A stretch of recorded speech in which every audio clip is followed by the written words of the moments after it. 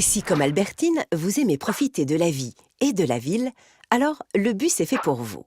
Mais si vous n'êtes pas champion de l'équilibre, voici quelques astuces pour voyager heureux. Astuce numéro 1, préparez son voyage. Même si vous ne partez pas escalader le mont Everest, il est bon de suivre quelques conseils. Pour plus de sérénité, déjà bien repérer son trajet. Ensuite, bien s'équiper. Astuce numéro 2, réussir son entrée. Vous voilà à l'arrêt de bus. Quelques vérifications ne sont pas de trop. La bonne ligne est 54, la bonne direction, tout est parfait, vous pouvez vous asseoir. Ah, en voilà un qui arrive. C'est bien le vôtre, le 54? Oui.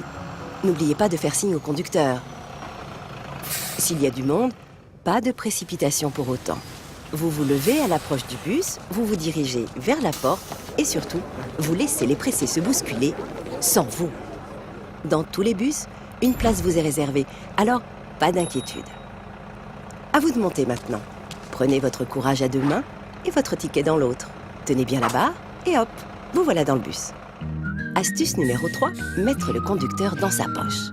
En vous tenant toujours d'une main, vous validez. Bonjour, bonjour. Pour tout renseignement, n'hésitez pas à vous adresser au conducteur. Vous vous arrêtez bien à Hôtel de Ville? Oui, je vous préviendrai. Voilà, vous êtes rassuré et le conducteur vous a dans sa ligne de mire, ou plutôt dans son rétroviseur. Juste derrière lui, les places qui vous sont réservées. Ah, déjà prises. Avec un peu de chance, on vous cède une place. Mais parfois, il faut tout de même demander. Ne culpabilisez pas, les coupables, ce sont eux, pas vous.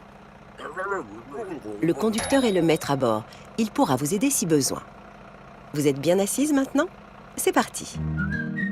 Astuce numéro 4, profitez du voyage. Quel beau spectacle que celui de la ville qui défile devant vos yeux. Pendant ce temps, le conducteur fait son possible pour que le voyage se passe au mieux, malgré les aléas de la circulation. Mais parfois, sécurité oblige. Vous avez bien fait de vous asseoir. Mais si vous avez choisi de rester debout, soyez bien en appui pour garder l'équilibre et tenez bon la barre. Pour les bagages, placez-les entre vos jambes pour en assurer la stabilité.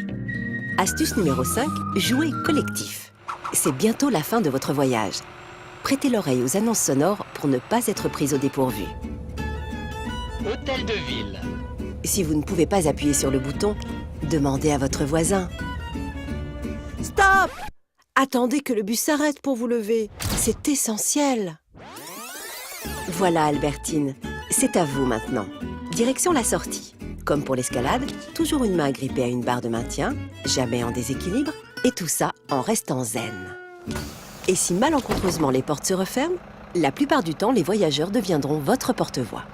La porte, s'il vous plaît, la porte! Les portes s'ouvrent.